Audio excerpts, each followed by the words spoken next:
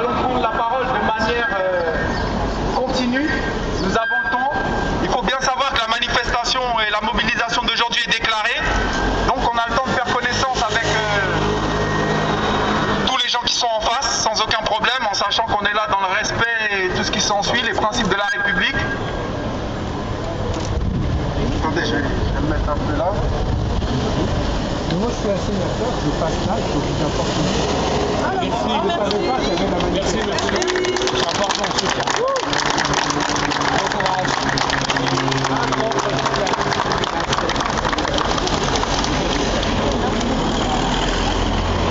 Donc voilà, juste pour cela c'est déjà rappelé. Une première chose, parce qu'on va prendre bien le temps de s'expliquer aujourd'hui, la raison de notre présence ici pour ceux qui se posent des questions. Excusez-moi. Donc la raison de notre présence ici devant le Sénat, c'est d'abord pour dénoncer l'expulsion abusive dont les membres de notre association ont été victimes alors qu'ils participaient pacifiquement, sans aucune provocation, sans aucun trouble à l'ordre public. Ils participaient donc à ce jour, date anniversaire de la commémoration de l'abolition de l'esclavage. Ce 10 jours où effectivement la France a décidé de reconnaître notre humanité. Ce jour-là, nous nous sommes vus expulsés comme si nous étions moins que des chiens. En dehors de cela, il faut rappeler que, en dehors de notre expulsion et de la forme que cela a donné, du caractère suspect que cela a donné à ce jour de commémoration, on a noté que le même jour, aucun média n'a relayé, ou en tout cas aucun média officiel n'a relayé une quelconque information sur ce jour qui appartient à l'humanité entière, ce jour de la commémoration de l'abolition de l'esclavage. À notre avis, ce non-dit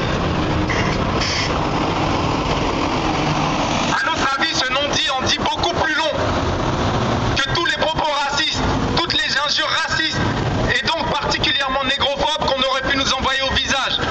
Ce non-dit laisse sous-entendre ou laisse clairement entendre, selon l'endroit où on se place, que la France n'a aucune considération pour notre douleur, notre mémoire, ou en tout cas quand je dis la France, entendez bien, c'est pas une question de personne, mais une question de système de pensée, une question de gouvernement, une question d'État.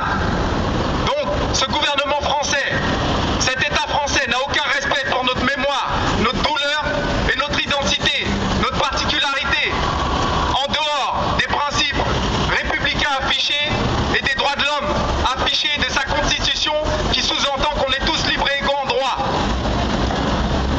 Le jour de cette commémoration et le silence qui l'a entouré laisse clairement imaginer, clairement entendre que nous ne sommes pas considérés au même niveau que tout citoyen.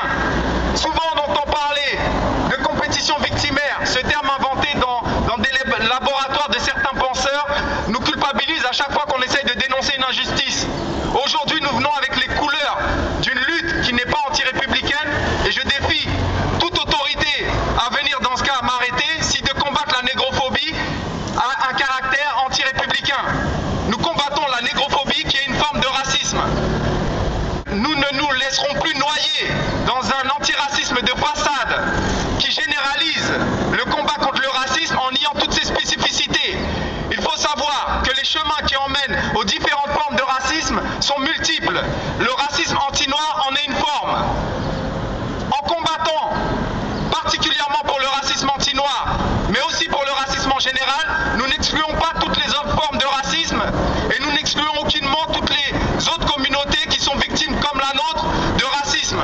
Simplement, nous avons vécu cette forme de racisme dans la peau de noir. À partir de ce moment-là, nous avons une sensibilité particulière au racisme qui a trait à cette spécificité.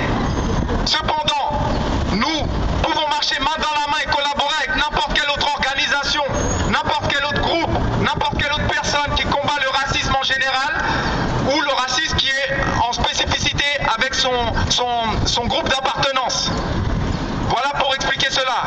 Nous tenons aussi à expliquer expressément que, et nous réinsistons dessus puisque nous l'avons dit au préalable, que notre but n'est pas d'incriminer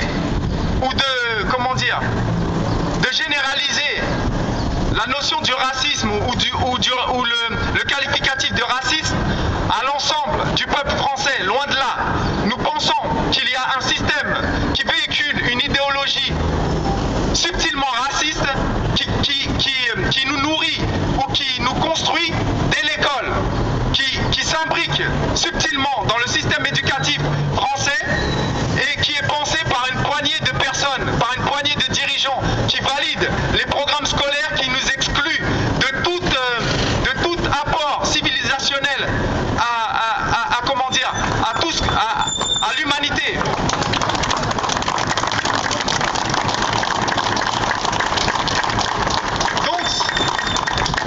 Donc notre intervention ici cherche à dire clairement devant le Sénat que nous ne sommes pas dupes et que nous avons conscience que le programme scolaire tel qu'il est ficelé actuellement vise à asseoir une suprématie de l'Occident en particulier au détriment de ce que vous appelez ici minorité ethnique et généralement, donc on dira plus vulgairement des non-blancs. Parlant de non-blancs, il faut savoir que les Noirs en font partie.